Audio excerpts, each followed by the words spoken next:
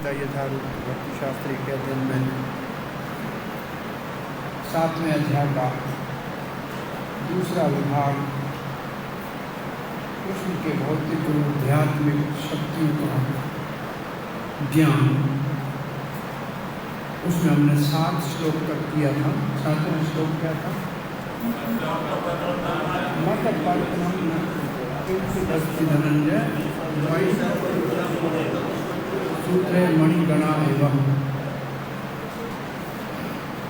सूत्रे मणिगणा। सूत्र क्या है? सूत्र किसके लिए? सूत्र का अर्थ क्या है? भगवान परमात्मा के रूप में सूत्र है। और मणि कौन है? सारा जगत।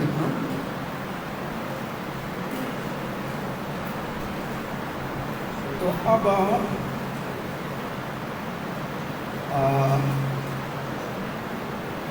8वां श्लोक पढ़ने जा रहे हैं।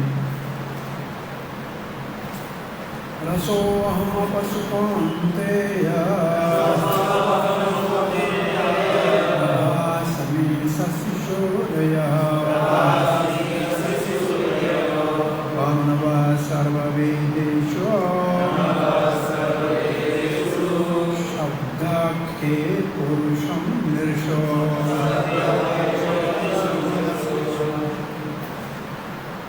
ये है असल में भगवान की विभूतियाँ।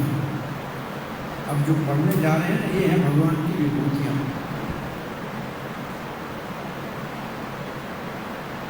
और ये 8, 9, 10, 11, 12 5 श्लोकों में इन विभूतियों का वर्णन है। रसो अहम अपसु कौन हे कुंती पुत्र। अपसु का मतलब आप, जल। जल में रस में हूँ, जल में रस में हूँ। प्रभा अस्मि शशि सूर्य। प्रभा का मतलब क्या है? प्रकाश। अस्मि मैं हूँ, शशि सूर्य। शशि का मतलब चंद्रमा और सूर्य का मतलब सूर्य। चंद्रमा और सूर्य का प्रकाश मुझसे आता है, मैं हूँ। प्रणवा सर्वेदेषु। प्रणव ओंकार।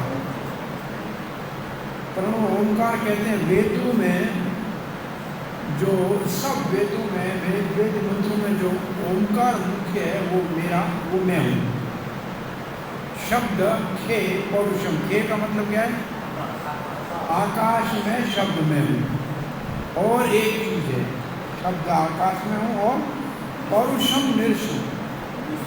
निर्षु का मतलब मानव में, और पौरुषम का मतलब जो उसमें सामर्थ्य है, शक्ति है, वो मैं हूँ।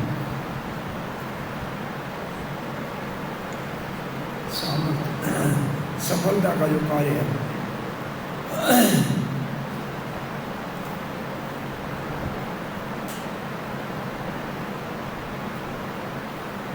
श्री कृष्ण ये सत्य, अब ये अपने विषय में सत्य कह रहे हैं कि सब जगत का, सब चीजों का कृष्ण क्या है? सार है। उसके आधार के ऊपर सब चीजें, मैं सबका आधार हूँ, इसका अर्थ ये। और 5 श्लोकों में ये बताया जाए, 8 से 12 तक। जल का क्या मैं हूँ? स्वाद में हूँ।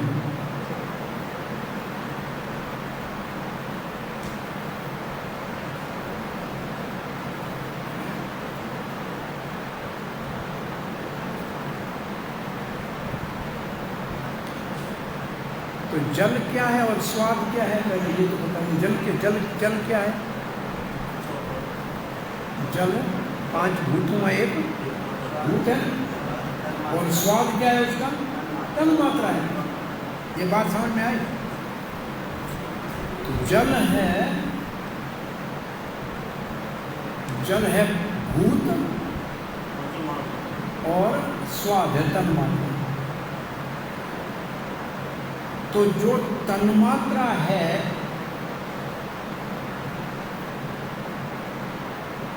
भूत की वो मेरी विभूति है। तो एक शब्द ज्ञान क्या है? विभूतियाँ हैं, सब भगवान की क्या है? और विभूति का अर्थ ये होता है जिस चीज़ को देख के भगवान का याद आ जाए, स्मरण आ जाए। कोई आदमी कहे भगवान, अरे ये क्या है भगवान, कोई चीज़ देख के भगवान का याद आए, वो आश्चर्य में डालने वाला, उसको विभूति कहते हैं।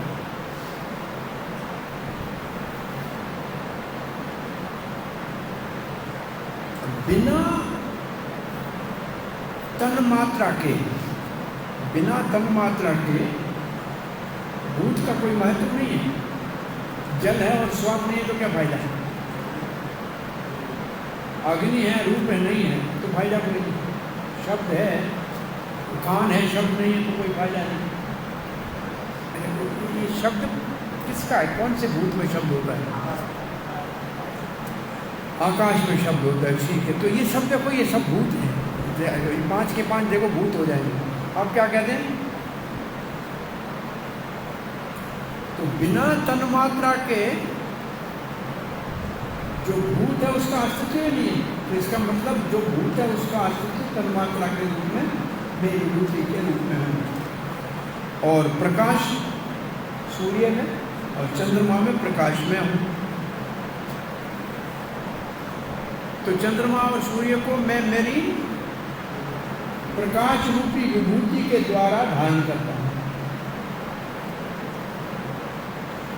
ऐसे दूसरे भी उदाहरण दिए जा सकते हैं। प्रणव, ओंकार,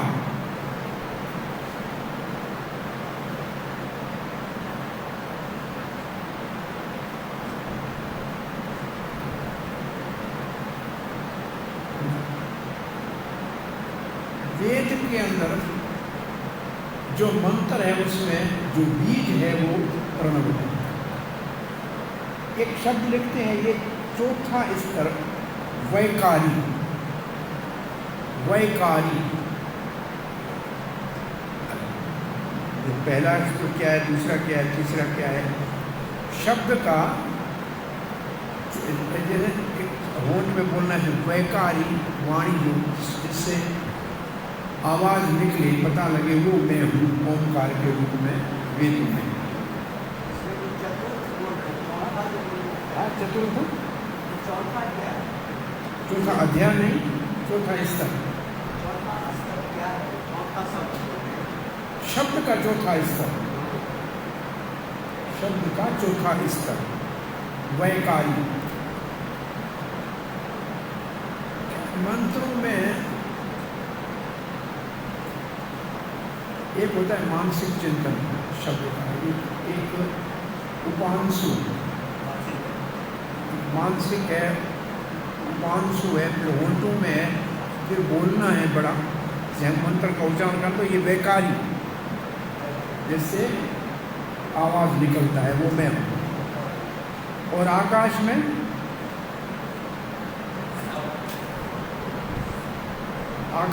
मैं शब्द हूँ। और इंसान में जो सामर्थ्य है जिसके द्वारा वो सफलता को प्राप्त करता है वो मेरी विभूति है। अब तो हाँ, लोग कभी-कभी प्रश्न पूछते हैं कि ये वेद में तो भगवान बोले हैं कि ओंकार हूँ, तो हरे कृष्ण महामंत्र कहाँ बोला है? हरे कृष्ण महामंत्र में हरे कृष्ण महामंत्र नहीं बोला गया। असल में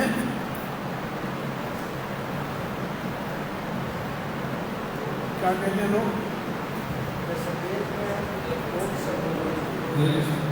मुझे कभी-कभी प्रचार करने जाते हैं तो लोगों को ये प्रश्न आता है कि भगवद गीता में जैसे बोला गया है कि भगवान वेदों में ओम में आपको बोल रहे हैं, ठीक?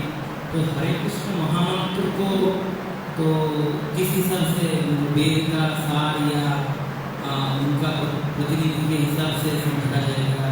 कलियुग के लिए हरे कृष्ण महामंत्र ये ओम यहाँ का बताया जा रहा है।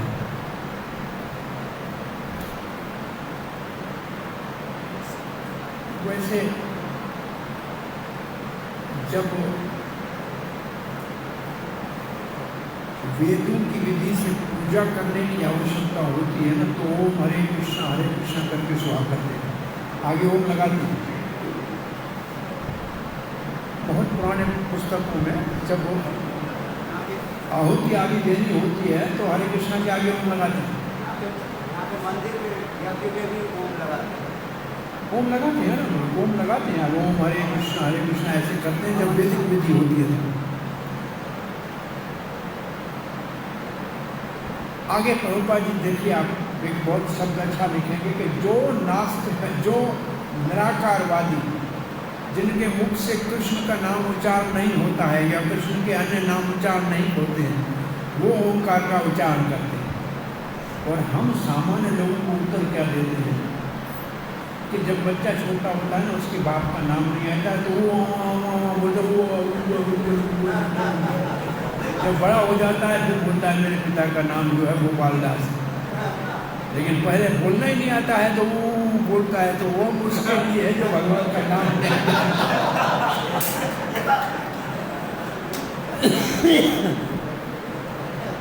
इशारा उसी भगवान की तरफ, ओम भगवान की ओर इशारा है। ये भगवान का एक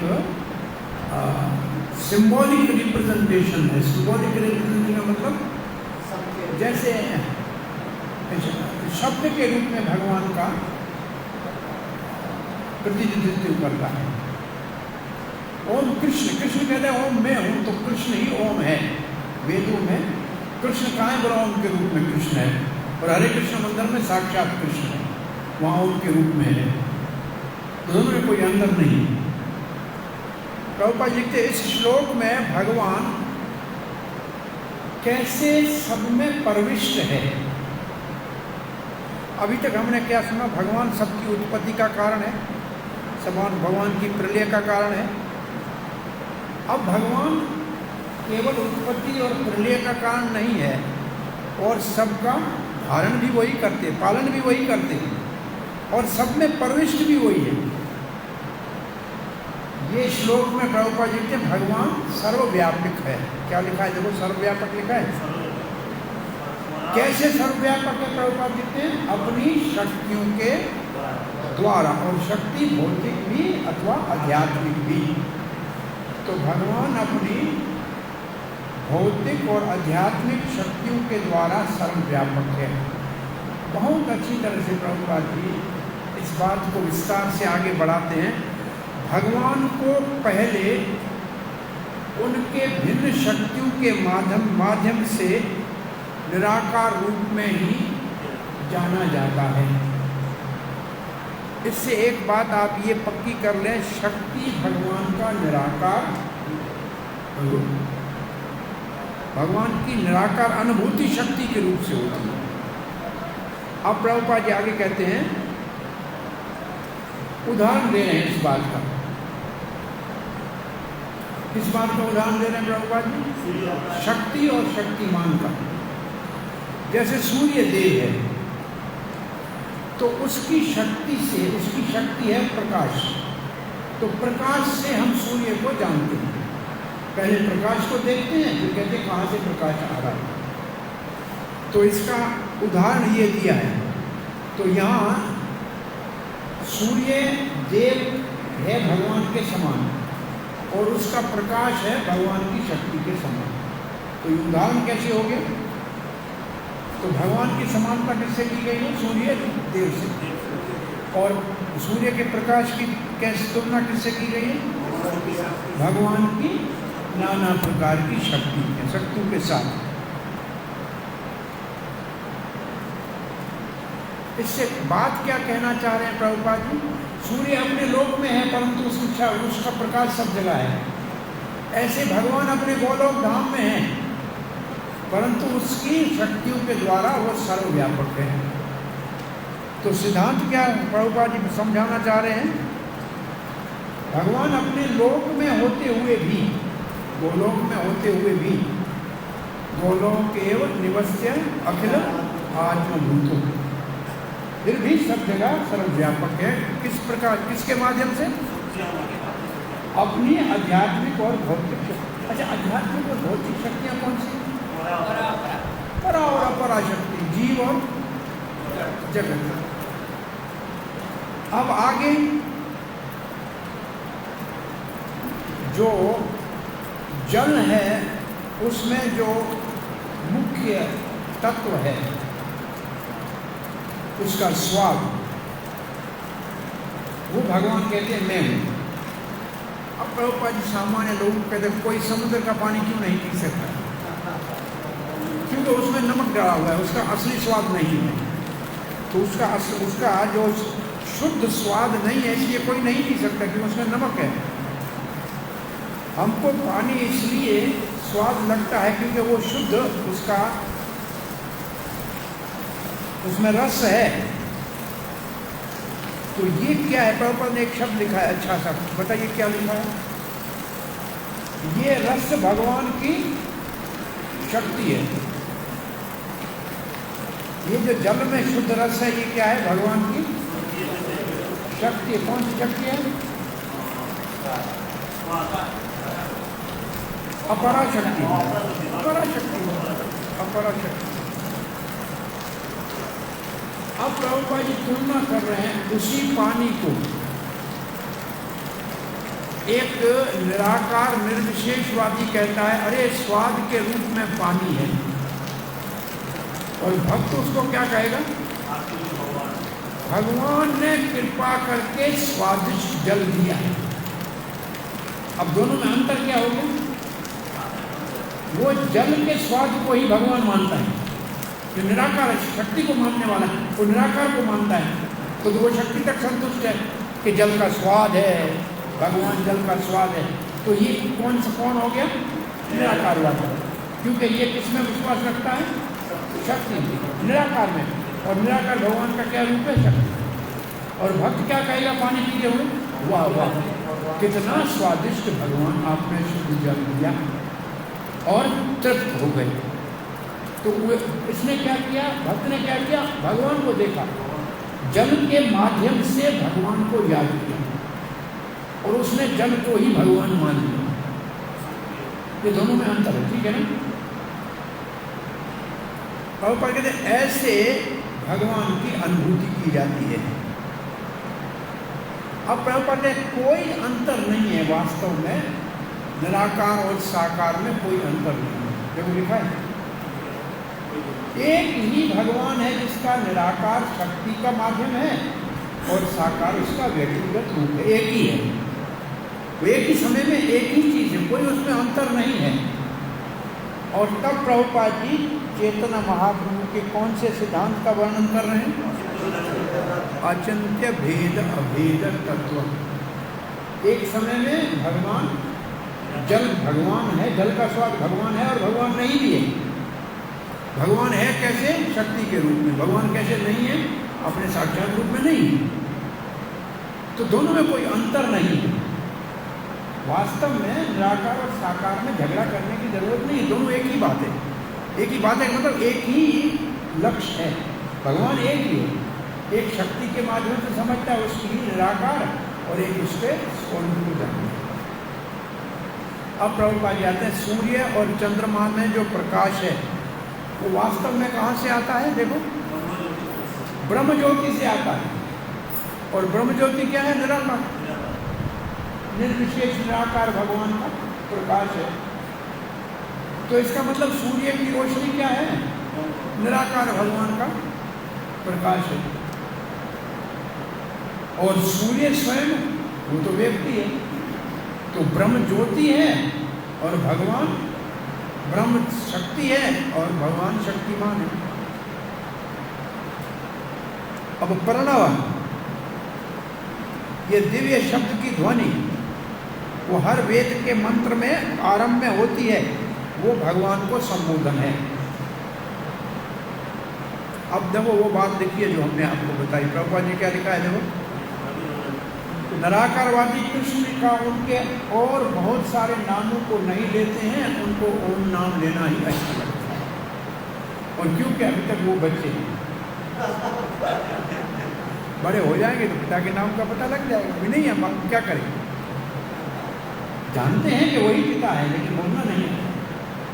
हम लोग को तो जानकारी है, तो वो लोग को कौन नहीं लगना चाहिए, जो कभी कुछ भी हो। नहीं, एक विधान है कि वेद के माध्यम से अगर हम यज्ञ कर रहे हैं, वेदी विधान, वेद विधान से, तो आगे ओम डाल के ओम हरे कृष्णा, तो ओम आगे डालना चाहिए। हम तो पंच तत्व पूरा डाल देते हैं हरे माँ कृष्ण मंत्र के आगे, एक तत्व नहीं पंच तत्व डाल देते हैं।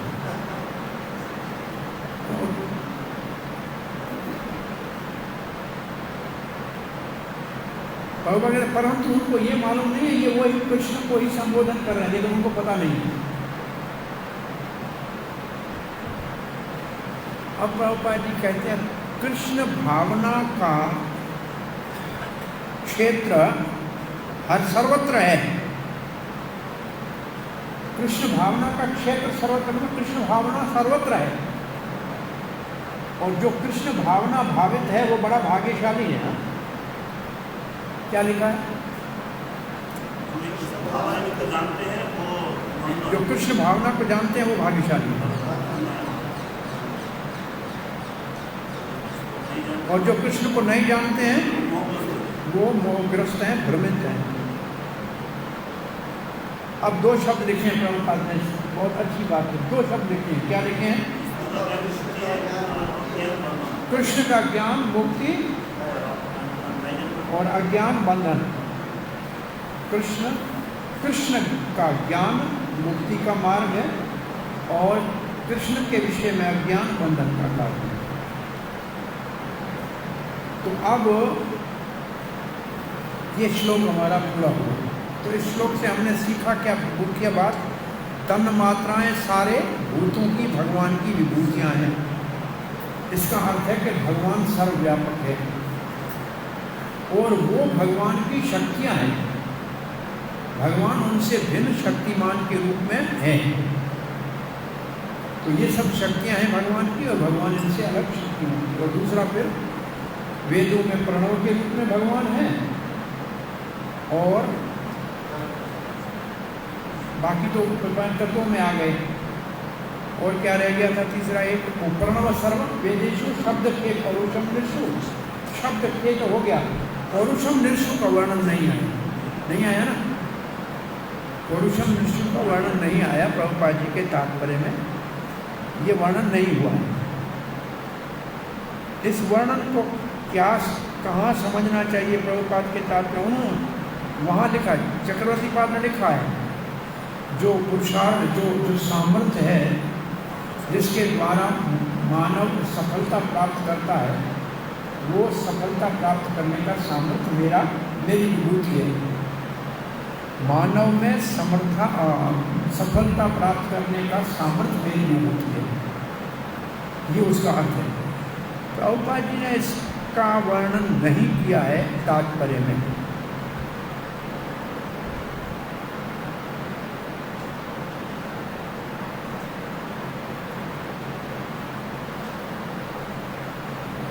अंतिम लाइन को कह सकते हैं कि प्रभुपाद ने कहा है, जो व्यक्ति कृष्ण को जानता है वो सफल है, और जो नहीं जानता है वो निष्फल है। क्योंकि जानता है वो मुक्त हो जाएगा, जो नहीं जानता है वो बद्ध है। ये प्रभुपाद जी का इस श्लोक, इस शब्द का अर्थ समझ सकते हैं, क्योंकि और किससे नहीं लगता है ये। और एक इस श्लोक में प्रभुपाद जी के तात्पर्य में हमने चैतन्य महाप्रभु का अचिंत्य भेद अभेद तत्व क्या है उसको समझा, और निराकार और साकार में झगड़ा करने की जरूरत नहीं है। एक ही भगवान के दो पक्ष हैं, एक ही भगवान है और दो दृष्टिकोण हैं। एक ज्ञानियों का दृष्टिकोण है वो निराकार है, और भक्तों का दृष्टिकोण है वो साकार है। उसके लिए उदाहरण पानी के रस का दे दिया। वो पानी के रस को ही भगवान मानते हैं, और भक्त भगवान को जिसने पानी रसमय दिया है उसको प्रार्थना करते हैं। तो दोनों ही गलत नहीं है। अब 9वां श्लोक पढ़ने जा रहे हैं। पुण्यो गंध पृथिव्यां च तेजश्चास्मि विभावसौ जीव जीवनम सर्वभूतेषु तपश्चास्मि तपस्वीषु। पृथ्वी में गंध में हूं, तो पृथ्वी की तन मात्रा है गंध, पृथ्वी की तन मात्रा गंध है, वो मैं हूं। और तेजश्चास्मि विभावसु, विभावसु कहते हैं अग्नि को। अग्नि में जो तेज है और जो उछड़ता है वो मेरी विभूति है। तो ये भी तो तत्व हो गया ना, अग्नि ये तत्व है ना। तो तीन तत्व उधर थे, जल वहां था, आकाश वहां था, और यहाँ दो और आ गए, पृथ्वी और अग्नि आ गए। ये चार हो गए, कौन सा रह गया? वायु रह गया। ठीक है। जीवनम सब भूतेषु, सब प्राणियों की जो जीवन है वो मेरी विभूति है। और तपस्या करने वालों में जो शक्ति सहने का सामर्थ्य है वो मेरी विभूति है। निर्जल एकादशी आ रही है, जो रखेगा वो भगवान की विभूति है, जो सहेगा उसको। उसी दिन, केवल दूसरे दिन पानी का रस मैं हूँ, इसकी अनुभूति होती है। निर्जल एकादशी के दूसरे दिन जब सुबह सवेरे पानी मिलता है ना, रसो हम अपसु वो हम भगवान, उस दिन पता लगता है कि भगवान जल का स्वाद है। हरे कृष्ण। तो इस शब्दों का शब्द सबका समझ में आया? श्लोक के सब शब्दों का समझ में आ रहा है अर्थ? पुण्य शब्द का अर्थ है, दो अर्थ है पुण्य का। स्वाभाविक, बिल्कुल स्वाभाविक। और दूसरा पुण्य का अर्थ है जो सुखदायी हो। भाई पुण्य करेंगे तो सुख मिलेगा ना, तो पुण्य का अर्थ है सुखदायी। डिक्शनरी में पुण्य के दो अर्थ हैं, प्लीजिंग एंड नेचुरल। प्लीजिंग मतलब सुखदायी और नेचुरल मतलब स्वाभाविक। तो जो स्वाभाविक पृथ्वी के अंदर तन मात्रा गंध है वो मेरी विभूति है। रसिक भक्त कहते हैं असल में पृथ्वी में गंध आई कहां से?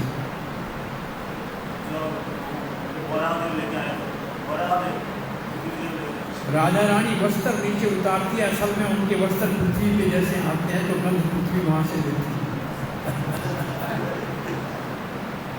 असल में गंध सब वहां से आती है, सुगंध।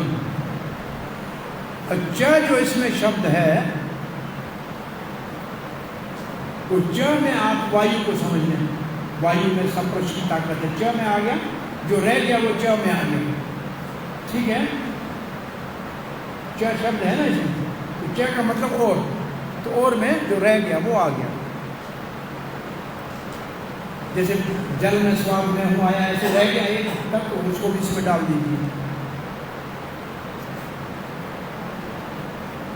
और अग्नि में जो शक्ति है वो मेरी शक्ति है, जिसके द्वारा वो दहा करती है, जिसके द्वारा प्रकाश है, जिसके द्वारा सर्दी को भगाती है। तीन काम अग्नि के बताए हैं यहाँ। अग्नि कौन से तीन काम करती है? प्रकाश, जलाना और उष्णता देना, सर्दी को भगाना और पकाना। और जीवों के अंदर जो जीवन है वो मेरी विभूति है, और जो सहने की शक्ति है तपस्वियों में वो मेरी विभूति है। अब प्रभुपाद जी लिखते हैं पुण्य का अर्थ है जो कभी विकृत न हो। क्या लिखा? जो विकृत न हो उसका। जब उसके बाद प्रभुपाद ने अखर एक शब्द क्या है, पुण्य का अर्थ है, पुण्य इज आदि, आद्य, ओरिजिनल। वहाँ नेचुरल था, यहाँ आद्य है। तो भौतिक जगत में सब में कुछ न कुछ गंध होती है। जैसे फूल में गंध है, पर आती कहाँ से है?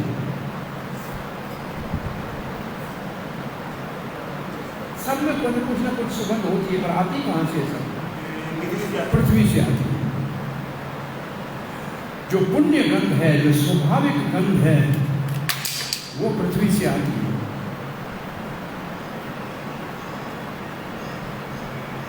और वो गंध भगवान श्री कृष्ण की विभूति है।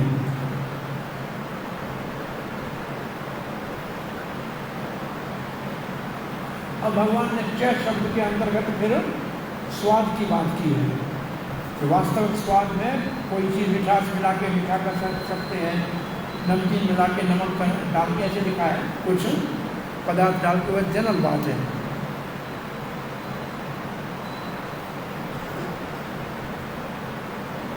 तो इस सिद्धांत बता रहे हैं हर एक का एक वास्तविक सोर्स, जैसे जल का एक वास्तविक रल स्वाद है, ऐसे पृथ्वी का अंदर वास्तविक गंध है। विभागसु का मतलब है अग्नि। और प्रभुपाद के बिना अग्नि के न तो कारखाने चलेंगे और न भोजन पकेगा, तो इसके बगैर कोई रह नहीं सकता। इसका मतलब सबका सहारा भगवान श्री कृष्ण अग्नि के रूप में है। तो अग्नि में जो उष्णता है वो श्री कृष्ण की विभूति है। अब प्रभुपाद जी अग्नि को और थोड़ा विस्तारित करते हैं कि हमारे पेट में भी अग्नि होती है जो पाचन का काम करती है। तो पाचन वाली अग्नि जो है आयुर्वेद में, वो भी भगवान श्री कृष्ण है।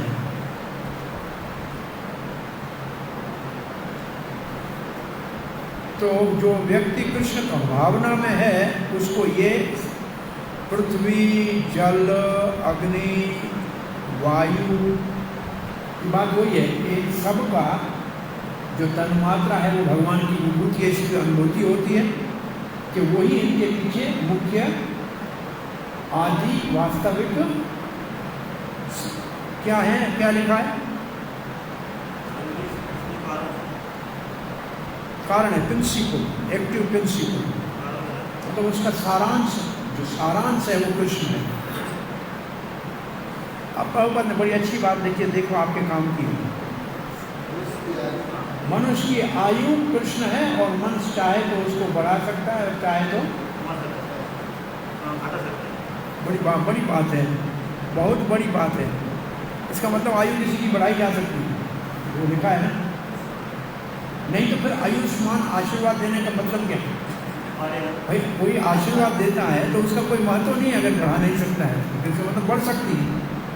तो आयु बढ़ाई जा सकती है और आयु कम भी की जा सकती है। क्या करेंगे? साथ देंगे, आयु नष्ट की जा सकती है।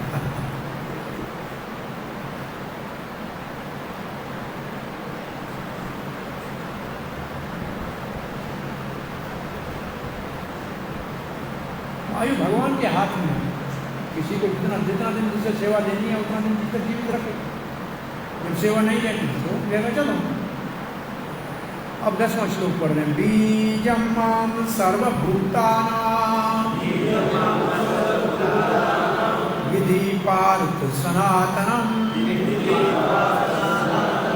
बुद्धिर्बुद्धिमताम् अस्मे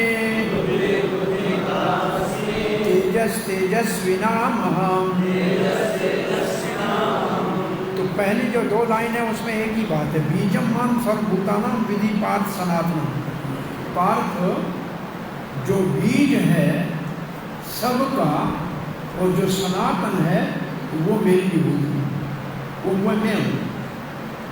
सबका, सब भूतों का, सब भूतों का, भूत का मतलब तो सब कुछ, जो कुछ भी दिखता है उस सारे का बीज मैं हूँ। और ये पार्थ में, और वो सनातन भी है। सनातन का मतलब नाश होने वाला नहीं है, आदि अंत नहीं है उसका। जो बीज है उसका आदि अंत नहीं है।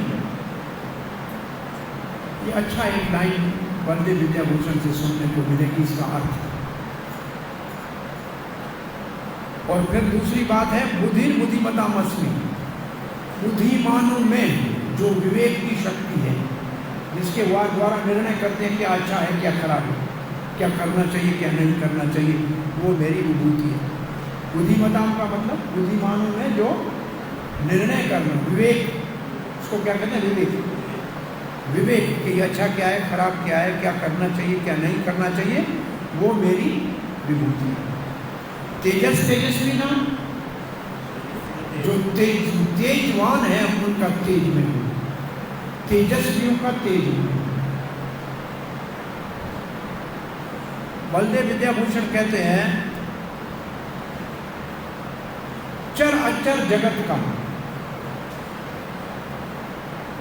सनातन बीज में हूँ। चर अचर जगत का सनातन बीज में हूँ। चर अचर जगत का मतलब क्या हो गया? जड़ चेतन दोनों का बीज में हूँ।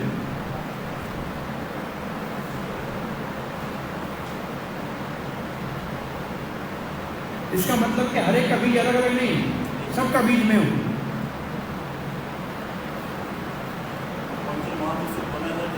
भगवान एक है, भले सर्वव्यापक होते हुए भी एक ही है और सबका बीज है। दूसरा इसका अर्थ क्या है? ये थोड़ी सी अच्छी बात है, याद रखने जैसी है। दूसरा इसका अर्थ है, बलदेव विद्याभूषण कहते हैं कि ये सारा जो जड़ जगत पैदा हुआ है ये प्रधान से हुआ है ना? कहाँ से हुआ? और प्रधान में मैं हूँ, मैं प्रधान हूँ तो सबका बीच में हूँ ना। और प्रधान सनातन है, वो प्रकट होता है अप्रकट होता है लेकिन रहता तो सदा है। तो मैं प्रधान के रूप में सबका बीज हूँ। एक तो इसका अर्थ ये हो गया। कैसे मैं सबका बीज हूँ? प्रधान के रूप में मैं सबका बीज हूँ। सब जीवों का जो शरीर है वो कहाँ से आता है? प्रधान से आता है। महत्त्व से आता है, प्रधान से आता है। सारा 24 तत्व कहाँ से आते हैं? प्रधान से आते हैं। तो सबका बीज प्रधान के रूप में मैं सबका बीज हूँ। एक हूँ, बीज प्रधान एक है लेकिन सब शरीर 84 लाख जोड़ियाँ बनी एक से। एक ये इसका अर्थ है। ठीक है। अब बुद्धिमानों में जो विवेक करना है, महत्वपूर्ण क्या है, बेकार क्या है, वो विवेक में हूँ।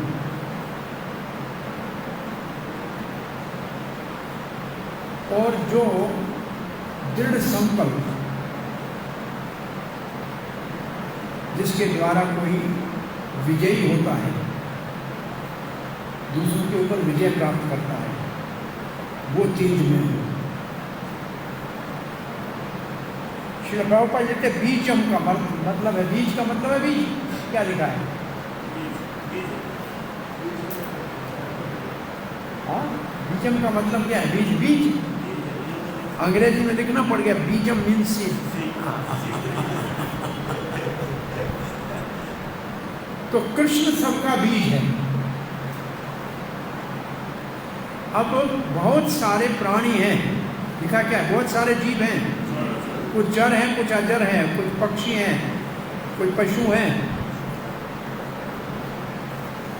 वृक्ष हैं,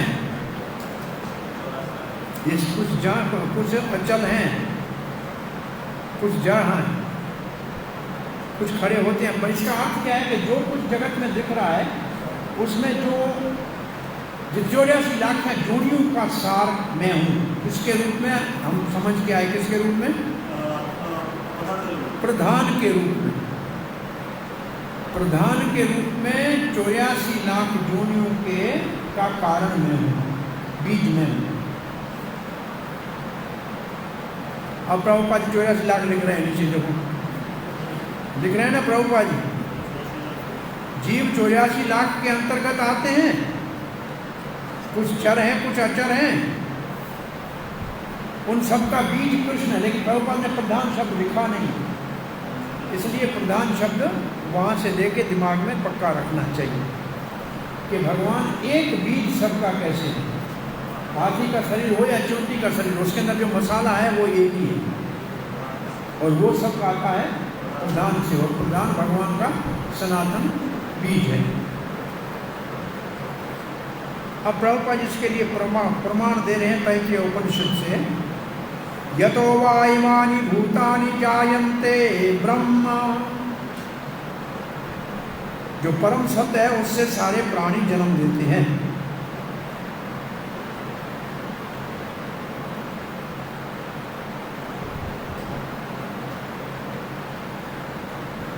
तत्व को भी ब्रह्म कहते हैं एक भाषा में। आगे आएगा 14वें अध्याय में, महद ब्रह्म अहम गर्भम ददामि, वहाँ भी बीज शब्द है, वहाँ बीज शब्द का अर्थ दूसरा है। सर्वकौन्तेषु अहम बीज प्रदापिता, सर्वयोनेषु कौन्त्य अहम बीज प्रदापिता, वहाँ भी बीज है, वहाँ बीज की परिभाषा है जीव, और वहाँ महद प्रकृति जो है उसको महद ब्रह्म का है। तो यहाँ प्रधान का वर्णन है, वहाँ बीज का अर्थ दूसरा है। अब प्रभुपाद जी थोड़ा सा प्रचार की दृष्टि से कहते हैं कृष्ण परब्रह्म है, और उसी परब्रह्म को निराकारवादी ब्रह्म कहते हैं। तो इसका मतलब ब्रह्म निराकार है, परब्रह्म साकार है। ये प्रभुपाद जी का एक कहने का ढंग है कि ब्रह्म वाले भी नमस्कार, वो जिसको कहते हैं निराकार ब्रह्म, उसी को हम परब्रह्म कहते हैं, वो श्री कृष्ण। तो ब्रह्म निराकार है और परब्रह्म, और इसके लिए प्रमाण प्रभुपाद जी देते हैं 14वें अध्याय के 27वें श्लोक, ब्रह्मणो ही प्रतिष्ठा, ब्रह्म मेरे ऊपर आश्रित है, भगवान कहते हैं। इसलिए भगवान सबका स्रोत है, सबका मूल है, जड़ है। जैसे वृक्ष जड़ के ऊपर आधारित है, ऐसे सारे जगत की जड़ श्री कृष्ण है, उसी से सारा ये भौतिक जगत उत्पन्न हुआ है। ये आगे कठोपनिषद में भी कहा गया है। क्या कहा गया कठोपनिषद, क्या बात कही जा रही है? एक शब्द लिखा है, सबका क्या करते हैं भगवान? पोषण करते हैं। क्या लिखा है? मेंटेन के लिए क्या करते हैं? सबका पालन करता भगवान है। कठोपनिषद का मुख्य श्लोक कौन सा है? नित्यो नित्यानाम चेतस चेतस्नाम एको बहुनाम विद्याति कामम। इसका अर्थ कोई बताएगा? बिना देखे अपने अकल से।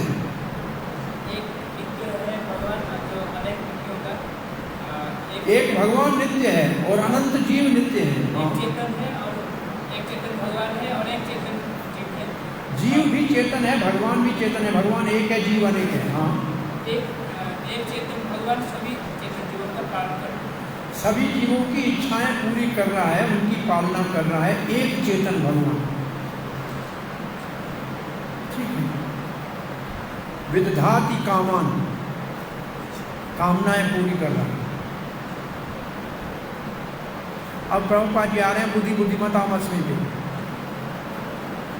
बुद्धिमानों में बुद्धि मैं हूँ। तो बुद्धि का जो क्या है, बुद्धि का जो मूल है जिसके द्वारा निर्णय किया जाता है, वो श्री कृष्ण की विभूति है। और अगर कोई बुद्धिमान नहीं है तो वो परम पुरुष भगवान श्री कृष्ण को समझ ही नहीं सकता। इसका क्या अर्थ है? तेजस तेजस्वी नाम का नहीं लिखा है प्रभुपाद जी, नहीं है ना? तेजस तेजस्वी नाम का तात्पर्य नहीं है। यहाँ लिख के समाप्त कर दिया। क्या कहेंगे? जो बुद्धिमान नहीं है वो कृष्ण को नहीं समझ सकता। तो तेजस तेजस्वी नाम का तात्पर्य नहीं है। वो तेज जिसके द्वारा विजय प्राप्त की जा सकती है, ये विश्वास के मैं विजयी हूँगा, वो विश्वास उस तेजस्वान में मेरी विभूति है। अब 11वां श्लोक, बलम बलवताम चाहम काम राग विवर्जितम धर्मावरूढ़ो भूतेषु कामस्मि भर्तृषभः। भर्तृषभ का क्या अर्थ है? भर्तवंशियों में श्रेष्ठ। ऋषभ का मतलब श्रेष्ठ। भर्त ऋषभ, भर्तवंशियों में श्रेष्ठ। कौन सा भर्त है? किसका भर्त का है? किसको कह रहे हैं वो? ये किसको संबोधन है? अर्जुन को है। अर्जुन सामने खड़ा तो अर्जुन है, अर्जुन को ही कह रहे हैं। परीक्षण को भी भर्त व श्रेष्ठ कहते हैं। तो ये कौन सा भर्त है? शकुंतला का पुत्र भक्त है भरत। शकुंतला और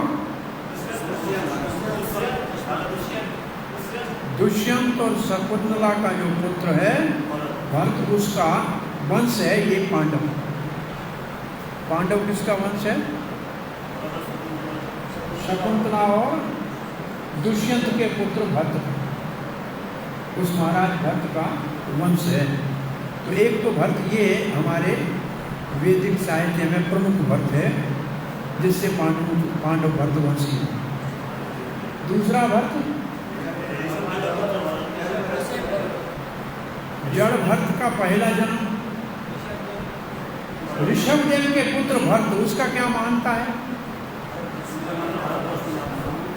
सारी पृथ्वी का नाम भारतवर्ष उस ऋषभदेव के पुत्र भरत के नाम के पीछे है। तो ये दूसरा बड़ा महत्वपूर्ण भरत है। और तीसरा भरत है भगवान रामचंद्र के बाद। तो ये तीन भरत भारत संस्कृति में प्रसिद्ध है। तो हे भरतवर्षियों में श्रेष्ठ, बलवानों का वो बल जो काम और राग से रहित है, वो मैं हूं। बलवानों का जो बल काम और राग से रहित है, वो मैं हूं। और जो धर्म के विरुद्ध काम है, संतान उत्पन्न करने की विधि, वो भी मेरी ही विभूति है। तो यहाँ विभूतियां दो ही है।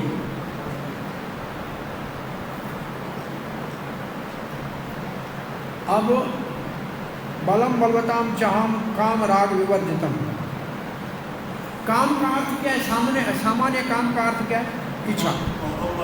इच्छा, कामना किसको कहते हैं? इच्छा। किस चीज की इच्छा? जीवन को निर्वाह हो, जीवन चले ना। जब हर एक आदमी जिंदा रहने की इच्छा तो है ना। जब जिंदा रहने की इच्छा है तो भुवनेश्वर को नहीं, भुवनेश्वर को नहीं है, बोला नहीं रहना है। चालू हो गया, ऑक्सीजन चालू हुआ, कुछ ऊपर आ रहा है, देखा उससे? हाँ,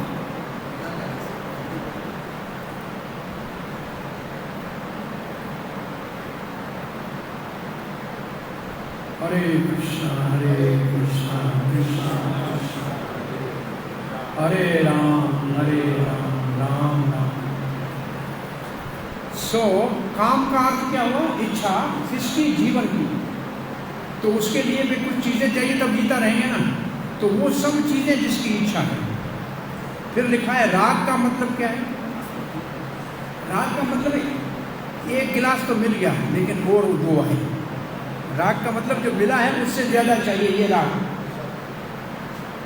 राग की परिभाषा क्या है? आवश्यकता से अधिक इच्छा, ये हो गया राग। ज्यादा तृष्णा, इससे ज्यादा ज्यादा मिले।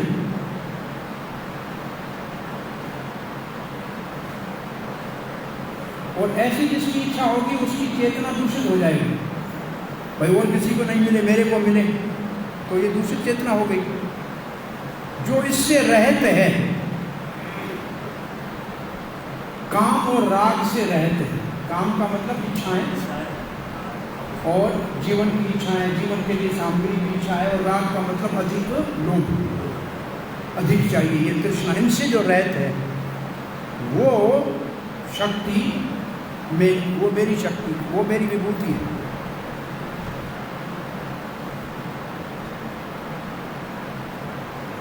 उस शक्ति से करेगा क्या? अपना कर्तव्य कार्य करे। जैसे अर्जुन है, क्षत्रिय है, युद्ध में भाई इसलिए भी नहीं लड़ना है कि केवल मैं जिंदा रहूं इसलिए लड़ रहा हूं, ये इच्छा भी नहीं है। और ये राज नहीं, कहीं और राज मुझे चाहिए, ये लोग भी नहीं है। सिर्फ कर्तव्य समझ के लड़ रहा है। काम और राग दोनों नहीं है। और अपना शक्ति जो भी उसके पास है, सामर्थ्य, अपना वर्ण आश्रम के अनुसार योग्यता, उससे कर्तव्य कर्म कर रहा है, वो मेरी विभूति है, भगवान कहते हैं। बात समझ में आया? काम और राग से रहित जो शक्ति है, जिसके द्वारा हम अपना कर्तव्य कार्य करते हैं, जो हमारा धर्म है उसका पालन करते हैं, वो शक्ति भगवान से आती है। और संतान उत्पन्न करने का जो काम है, जो धर्म के विरुद्ध नहीं है, इसका मतलब विवाह के माध्यम से है जो, वो मेरी विभूति है। प्रभुपाद जी लिखते हैं, शक्तिशाली व्यक्ति अगर वो शक्ति किसी दुर्बल की रक्षा के लिए उपयोग में लाता है, वो तो भगवान की विभूति है, परंतु वो केवल उसका प्रदर्शन करके लोगों को प्रभावित करना चाहता है, तो वो काम राग से रहित नहीं है। नहीं, मैं दुनिया को दिखाना चाहता हूँ कि मैं कितना करके दिखा सकता हूँ, वो नहीं। जो दूसरों की रक्षा के लिए क्षत्रिय दूसरों की रक्षा कर रहा है, इसलिए नहीं कर रहा है दूसरों की रक्षा के ये जमीन मुझे मिल जाएगी, ये जायदाद मुझे नहीं, ये राग नहीं है, तो वो प्रभुपाद सीधा दिखाए। और ऐसे जो संतान उत्पन्न करने के लिए काम है, जो धर्म के विरुद्ध नहीं है, वो मेरी विभूति है। और प्रभुपाद ने फिर एक सलाह दे दी है। क्या सलाह दी? इसलिए अतः गृहस्थियों को कृष्ण भावना भावित संतान उत्पन्न करना चाहिए। अगर कृष्ण भावना भावित संतान नहीं है तो काम फिर वो धर्म के विरुद्ध हो जाएगा, तो भूत प्रेत पैदा करेंगे।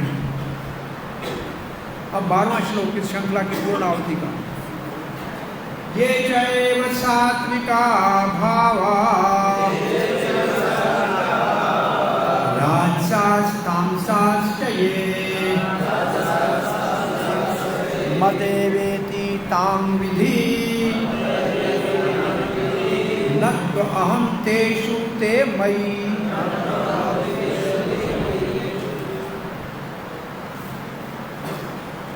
ये जैव सात्विका भावा। आपको दुनिया में कोई सात्विक वृत्ति के लोग मिलते हैं, जैसे देवता हैं, अच्छे मानव हैं।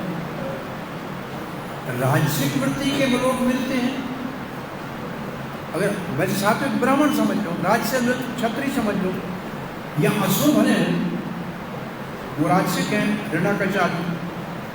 तामसिक वृत्ति के कोई मान लोग मिलते हैं, तमोगुण के लोग शूद्र आदि, अथवा राक्षस लोग, वो तमोगुण के। मत एवे ताम विधि, वो सब जान लो कि मुझसे उत्पन्न है। ये गुण जिनके आधार पे उनका विभाजन हुआ है, वो गुण मुझसे निकले हैं। गुण कहाँ से निकले? मुझसे निकले, परंतु न तेषु मयि, लेकिन उन गुणों का प्रभाव मुझ में नहीं। गुण मुझसे निकले, और गुणों वाले जो लोग हैं उनको भी मैंने पैदा किया, परंतु मुझ में गुण नहीं और मुझ में उनका कोई प्रभाव नहीं। पढ़िए प्रभुपाद ने इसका अनुवाद क्या लिखा है। तुम जान लो कि मेरी शक्ति द्वारा सारे गुण प्रबल होते हैं, चाहे वे सतोगुण हो, रजोगुण हो या तमोगुण हो। एक प्रकार से मैं सब कुछ हूँ, किंतु हूँ स्वतंत्र। मैं प्रकृति के गुणों के अधीन नहीं हूँ, ये मेरे अधीन है। मैं प्रकृति के गुणों के अधीन नहीं हूँ, प्रकृति मेरे अधीन है। अब चक्रवर्ती पाद लिखते हैं, जो मेरी विभूतियों का वर्णन हुआ, अभी तक विभूतियों का वर्णन हुआ ना, जो अभी तक हुआ है 8, 9, 10, 11 श्लोक में, जो मेरे विभूतियों का वर्णन हुआ, उसका मतलब है कि सारे चीजों का सार में हूँ, सब चीजों का सार में हूँ। ठीक है, बोला कौन सब चीजें? बोले चाहे राक्षस हो,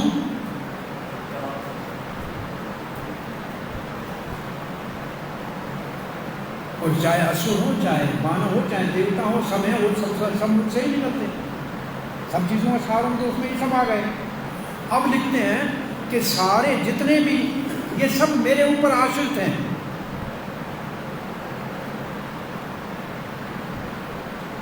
ये सब मेरे ऊपर आश्रित हैं, और ये मेरी शक्ति, ये भी मेरी एक विभूतियां हैं, शक्तियां हैं। ये मेरे शक्ति का परिचय है, ये मेरी शक्ति का परिचय है। भावा का अर्थ है चीजें, वो सब चीजें जो सतोगुण में चीजें हैं। बोला सतोगुण में क्या चीजें हैं? जैसे कोई व्यक्ति है जो अपने मन और इंद्रियों को वश में करता है, वो सतोगुणी है। भाई सतोगुण के व्यक्ति का क्या लक्षण है? मन और इंद्रियों को वश में करना, ब्राह्मण। कौन हो गया? ब्राह्मण। ब्राह्मण हो गया। और देवता सतोगुण में होते हैं, देवताओं को सतोगुण में ही माना जाता है। देवता सतोगुणी है। जो इंसान मन और इंद्रियों को वश में करता है वो ब्राह्मण भी सात्विक है। ठीक है। अब कहते हैं रजोगुण में कामी, कामनाएं ज्यादा है, और जिसको अपना अहंकार है, मद है। रजोगुण में मद और काम है, और उसके अंतर्गत आते हैं असुर, हिरण्याकश जैसे, और वैसे क्षत्रिय भी रजोगुण के। और ऐसे ही तमोगुण में, जिसमें मोह, तमोगुण में होता है प्रमाद, मोह, आलस, और उसके अंतर्गत आते हैं शूद्र और राक्षस आदि। ये जो भी है ये गुण, ये प्रकृति के गुणों से उत्पन्न है। कहाँ से उत्पन्न है? ये सब प्रकृति के गुणों से उत्पन्न है। और ये प्रकृति के गुण कहाँ से उत्पन्न है? मुझसे उत्पन्न है। वो मेरे ऊपर आश्रित है, परंतु मैं उससे स्वतंत्र हूँ। श्री प्रभुपाद लिखते हैं,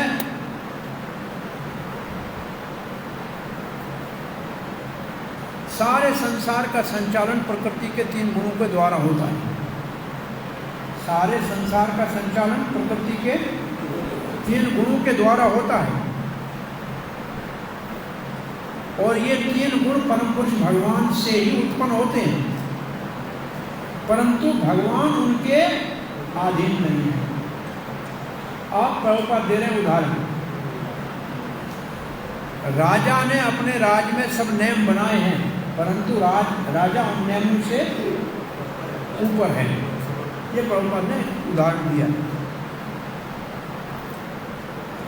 अब प्रभुपाद जी तीनों गुणों के अंतर्गत 4 वर्णों का वर्णन कर रहे हैं। देखो,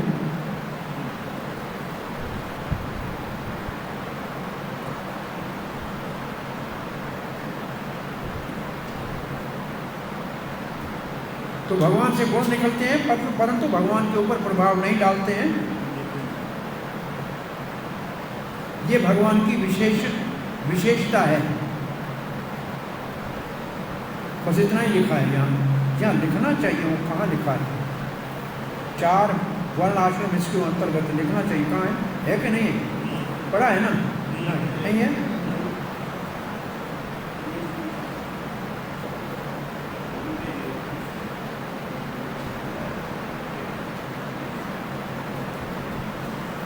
ओके, नहीं है, और कहीं मिलेगा, है जरूर। अब हम आ रहे हैं तीसरे विभाग में, 7वें अध्याय का तीसरा विभाग। पहला विभाग क्या था? श्रवण ही भगवत तत्व जानने का मुख्य विधि है। पहले 3 श्लोक। तीसरे श्लोक की विशेषता क्या थी? इस ज्ञान विज्ञान की दुर्लभता। और 4 से लेकर 12 तक कृष्ण भौतिक और आध्यात्मिक शक्तियों का शोध है। और तीसरा विभाग है कृष्ण गुरु के स्वामी हैं। कृष्ण तीनों गुरु के स्वामी हैं। शरण लो सुखी हो। भगवान है तीनों गुरु के स्वामी। जो शरण लो क्या लेगा वो सुखी होगा, और दूसरा दुखी होगा। और इसमें केवल 2 श्लोक है, 13 और 14। हम 13वें श्लोक को पढ़ लेते हैं, 14 को फिर कल पढ़ेंगे। ठीक है। त्रैभैर गुणमैर भावैः एभिः सर्वम् इदं जगत् मोहितं नाभिजानाति मामेभ्यः परम् अव्ययम्। त्रिभैर गुणमय भावई, तीनों प्रकृति के गुणों के द्वारा, ए भी सर्वमिदं जगत, ये सारे का सारा जगत जो आपको दिखता है ना, ये तीनों गुणों का ही क्या है? प्रदर्शन है। उनके अंतर्गत ही प्रदर्शन है। और ये 3 गुण करते क्या है? मोहितम, सबको मोहित कर देते हैं। उससे क्या होता है? मुझे नहीं जान सकते, ना भी जान आती, मुझे नहीं जान सकते। क्यों? माम एभ्यम परम अव्ययम, क्योंकि मैं इन गुणों से, एभ्यम मतलब इन गुणों से परे हूँ।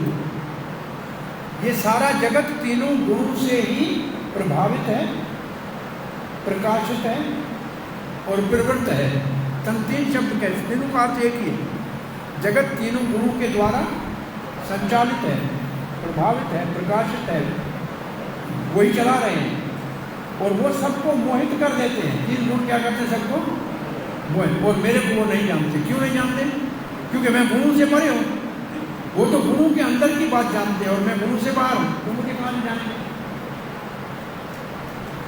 इसमें वो चार है। बलदेव विद्याभूषण लिखते हैं, भगवान ने अपने स्वरूप का वर्णन कर लिया। अभी तक भगवान ने अपने स्वरूप का वर्णन किया। कैसे, क्या स्वरूप का? सब शक्तियों के स्रोत है और सब में समाये हुए हैं और सबका पालन कर रहे हैं, सर्वव्यापक है। ये अपने स्वरूप का वर्णन किया भगवान ने। और ये भगवान का जो स्वरूप है, इसको बोला किसके लिए? बोला जिसका ध्यान करना चाहिए। इन सब विभूतियों के द्वारा भगवान का ध्यान करना चाहिए। और भगवान ने ये दिखाया अभी तक, क्या दिखाया? कि भगवान की दो शक्तियां हैं। कौन सी वाली? और भगवान उन दोनों से अलग है। दोनों शक्तियां भगवान की है, परंतु भगवान उन दोनों से अलग विलक्षण है।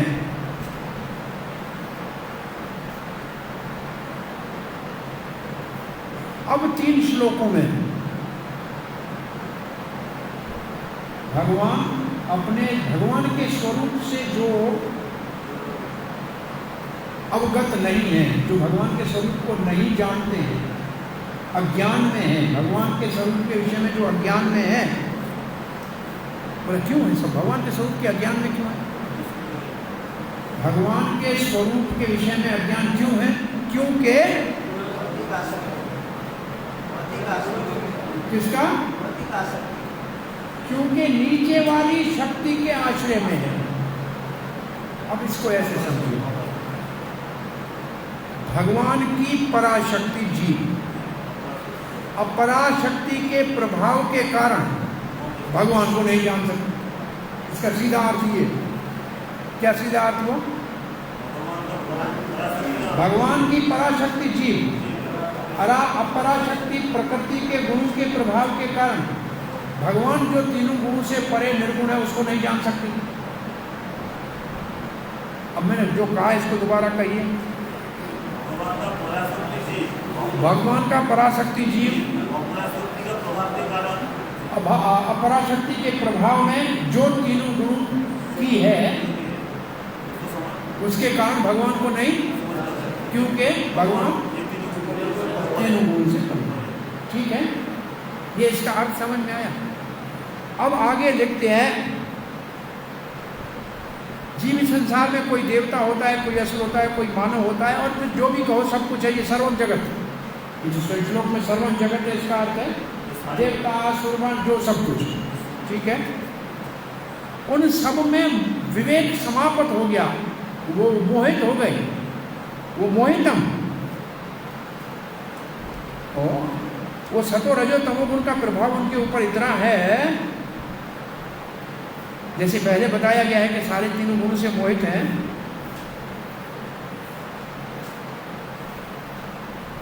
और उन गुणों के कारण ही सबको शरीर मिले हैं और शरीर में परिवर्तन होता रहता है। जीव एक शरीर से दूसरे शरीर में जाता रहता है और अपने कर्मों का भोग करता है, भगवान को नहीं जान सकता है। क्यों नहीं जान सकते? बलदेव विद्याभूषण एक शब्द लिख रहा है, उसको ध्यान देने जैसा। कहते हैं ये सब मुझसे ईर्ष्या करते हैं। कृष्ण कहता है ये सब मुझसे क्या करते हैं? ईर्ष्या करते हैं। किस बात से? मेरे किस विषय में से ईर्ष्या करते? क्यों करते हैं मुझसे ईर्ष्या? कहते हैं कृष्ण अच्युत है, हाँ, उसका स्वभाव नित्य है। हम तो संसार में गिरते हैं, तो उससे मुझसे ईर्ष्या करते हैं। अव्ययम, मेरे को अविनाशी समझते हैं, अपने आप को नाशवान समझते हैं, क्योंकि शरीर में है, इसलिए मुझसे ईर्ष्या करते हैं। दोबारा लिखा है, वो मैं मुझसे ईर्ष्या करते हैं, जो सब जीवों का स्वामी हूँ और ज्ञान का स्वरूप हूँ, आनंद का स्रोत हूँ, अनंत दिव्य गुणों का स्वामी हूँ, मुझसे ईर्ष्या कर, परम हूँ। ये परम की परिभाषा। ये जीव कैसे गुण है, ये अब प्रभुपाद जी के तात्पर्य को पढ़ के कथा को यहाँ विराम देते हैं। तात्पर्य लंबा है थोड़ा। सारा जगत 3 प्रकृति के गुणों से क्या लिखा है, मोहित है। सारा जगत प्रकृति के 3 गुणों से मोहित है, और जो इनसे भ्रमित है वो कभी भी दिव्य परम पुरुष भगवान श्री कृष्ण को नहीं समझ सकते, जो इस भौतिक प्रकृति से परे है। ठीक है। और हर एक व्यक्ति भौतिक प्रकृति के गुणों के कारण अलग अलग प्रकार का उसका शरीर है। अब 2 शब्द लिखे हैं प्रभुपाद जी, ये है ब्राह्मण, ये है वर्ण आश्रम की विभाजन के लिए। क्या शब्द लिखे हैं, मनोवैज्ञानिक और शारीरिक कार्य जो उनके है, उसके मनोवैज्ञानिक और शारीरिक बनावट जो है वो प्रकृति के गुणों के अनुसार है, और उसके अंतर्गत 4 प्रकार के है। और देखो नीचे लिखा है, सतोगुण का ब्राह्मण, रजोगुण का क्षत्रिय, रजोतमोगुण का मिश्रित वैश्य और पूर्ण तमोगुण में शूद्र। तो ये जो ऊपर शब्द है ये इन 4 वर्णों का वर्णन है। ठीक है। और प्रभुपाद इन 4 वर्णों से जो नीचे है वो पशु के स्तर पे, वो अंतज है, नीचे पशु स्तर पे। अब प्रभुपाद जी एक बात लिखते हैं, वो बड़ी, वो लोग सब मानेंगे नहीं, लेकिन लिखा क्या है देखो, ये उपाधियां सनातन नहीं है, नित्य नहीं है, बदली जा सकती है। मैं ब्राह्मण हूं या क्षत्रिय वैश्य कुछ भी हूं, ये जीवन ही थोड़े समय के लिए है, तो सदा रहने वाला नहीं। परंतु भले जीवन थोड़े दिन के लिए है, फिर भी हमको दूसरा शरीर लेना पड़ेगा, और माया के मोह के कारण हमको पता नहीं कौन सा शरीर लेना पड़ेगा, और इसीलिए हम उस शरीर के स्तर पे मोहित हैं। जो ये मोहित शब्द श्लोक में, उसको प्रभुपाद लिखते हैं, कोई अपने आप को अमेरिकन समझता है, कोई रशियन, कोई इंडियन, कोई ब्राह्मण, कोई हिंदू, कोई मुस्लिम। ये है मोह, ये है प्रकृति का मोह। मोहितम नापि जानाति, मोहितम की परिभाषा है। और इसलिए वो भगवान को भूल जाते हैं, जो इन सारे गुणों के पीछे हैं। 3 गुणों से मोहित भगवान श्री कृष्ण कहते हैं, मुझे नहीं जानते हैं, जो इन गुणों का संचालक हूं। भले जीव देवता हो, मनुष्य हो, पशु हो, पक्षी हो, कोई भी हो, परंतु सबके ऊपर 3 गुणों का प्रभाव पड़ता है, और इसलिए वो भगवान की दिव्यता को नहीं जानते, भगवान को नहीं जानते। जब सतोगुण वाले ही नहीं जानते हैं, तो रजोगुण तमोगुण की क्या बात करें। अब एक बात प्रभुपाद लिखी, उसको ध्यान से पढ़िए। सतोगुण वाले ज़्यादा से ज़्यादा, अधिक से अधिक ब्रह्म की अनुभूति कर सकते हैं। इसका मतलब क्या, इसका अर्थ क्या करेंगे, इसका अर्थ ये करेंगे, जो ज्ञानी है वो सतोगुण में है, वो ज़्यादा से ज़्यादा ब्रह्म तक जान सकते हैं, इससे आगे नहीं जान सकते। तो ज्ञानी सतोगुण में, मतलब 3 गुणों के अंतर्गत है, वो भी कृष्ण को नहीं जान सकते, इसलिए ओंकार का उच्चारण करते हैं।